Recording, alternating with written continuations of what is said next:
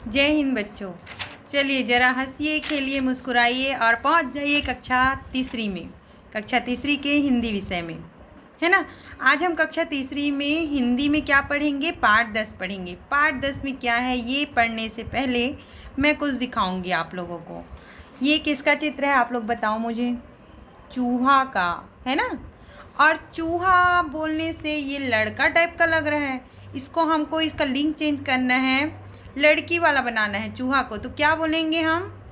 अगर हम किसी को बोलेंगे तो चूहा, लड़का अगर कोई है तो बोलेंगे चूहा, और लड़की को बोलना होगा तो चूहा बोलेंगे क्या?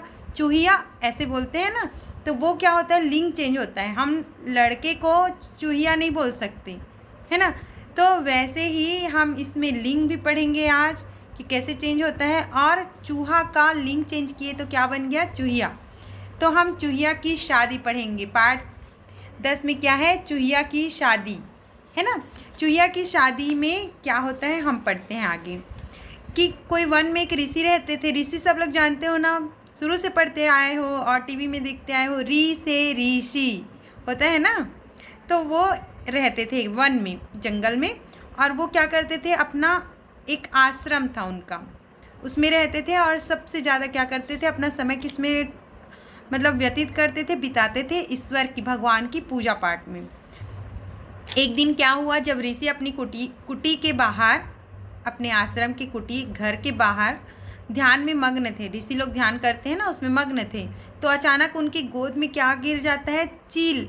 चील ऊपर, बहुत ऊपर उड़ता है ना चील, उसके पंजे से छूटकर एक चूहिया गिर जाती है। चील जो है खाने के लिए पकड़े रहता होगा चूहिया को, वो छूट के यहाँ पे गिर जाता है, ऋषि की गोद में गिर जाता है वो चूहिया। फिर ऋषि का ध्यान में ऐसे बैठे रहते हैं, ध्यान करते रहते हैं ऋषि।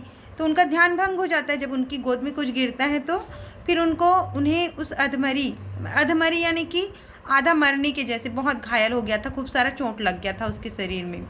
तो उस चूहिया के ऊपर तरस आ जाता है, अरे बेचारी, ऐसे करके। फिर वो क्या करते हैं ऋषि, चूहिया का घाव को धोते हैं और उसको दूध पिलाते हैं। और फिर वो 4-6 दिन में क्या हो जाती है, चूहिया जो है बिल्कुल ठीक हो जाती है। फिर ऋषि अब रोज़ ही अपने हाथों से चूहिया को खाना खिलाते हैं, खा ले चूहिया खाना, ऐसे बोल के। फिर वे उसको खूब प्यार करते थे और अपनी क्या मानते थे, इतना प्यार करते थे कि उनको अपनी बेटी मानने लग गए। फिर ऋषि के खूब लाड प्यार से चूहिया कैसे बन गई, खूब मोटी तगड़ी, रोज़ दूध पी पी के क्या बन गई, वो मोटी हो गई एकदम से। और चूहिया अब बड़ी हो गई थी, है ना। जब वो गोद में गिरी थी तो छोटी चूहिया थी, अब वो बड़ी हो गई, है ना। फिर जब बड़ी हो गई तो ऋषि को क्या हो गया, ऋषि को चूहिया की शादी का चिंता हो गया। जब लड़कियां बड़े हो जाते हैं या सब बड़े हो जाते हैं तो उनकी शादी हो जाती है। तो चूहिया भी अब बड़ी हो गई थी, तो ऋषि को भी चूहिया के विवाह यानी कि शादी की चिंता होने लगी। फिर वो अब चूहिया से पूछते हैं, कैसे पूछते हैं, बेटी तुझे कैसा वर पसंद है, प्रश्न पूछते हैं। वर यानी कि दूल्हा, तुझे कैसा दूल्हा पसंद है?